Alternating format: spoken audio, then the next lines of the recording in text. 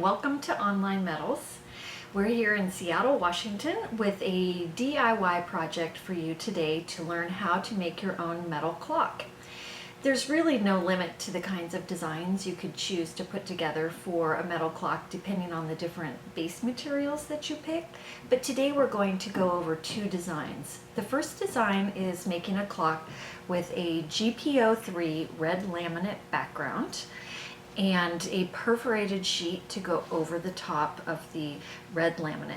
Our second project is going to be a mirrored stainless steel sheet.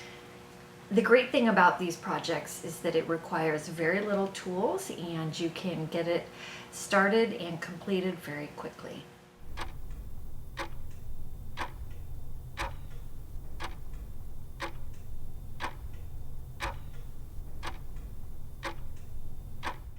This design calls for an aluminum perforated sheet for the top, and the bottom will be made out of GPO3 red laminate.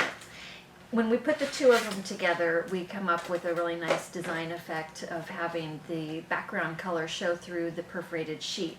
Something you can consider when deciding what size of perforated sheet to get is that you can get the material with varied hole sizes and staggers, so you can actually change the look of your design based on how big the holes are and how far apart they are. So if you wanted larger holes or more metal, more red, then you can just make that decision.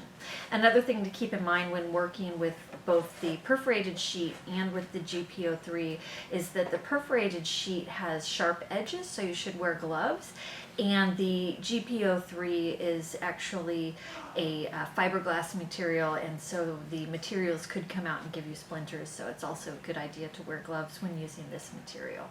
The first thing we need to do to get started is to find out where the center of our material is so we can start the hole for our clock face. To find the center of our material, we just need to get a straight edge and go from corner to corner.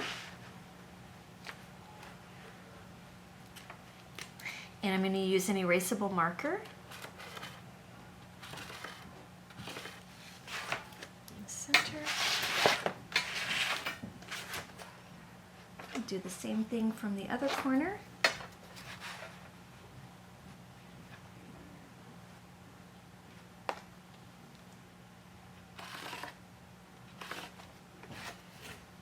The next step is to make a dent into the metal so that when we put our metal drill bit in there, it'll have a indentation to follow.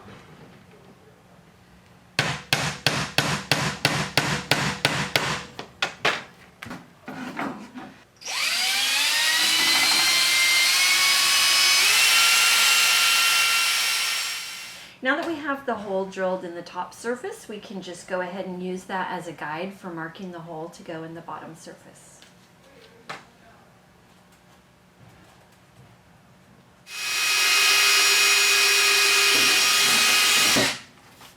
Since the clock face doesn't really hold very tightly, it won't be enough tension to hold these two pieces of material together. So we've decided to attach the two of them with just some Loctite. So we'll put a little layer between the perforated sheet and the plastic to get the two pieces to stick together.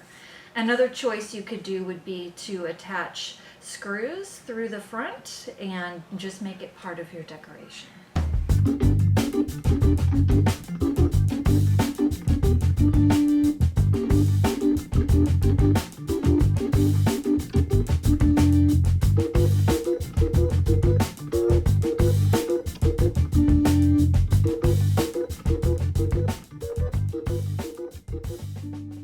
It would be ideal to be able to clamp these two pieces together for the glue to dry. Otherwise, you could just find something heavy to lay on top of them until the glue dries and attaches the two pieces together. Now that our two sheets have bonded together with the Loctite, we can go ahead and assemble the clock.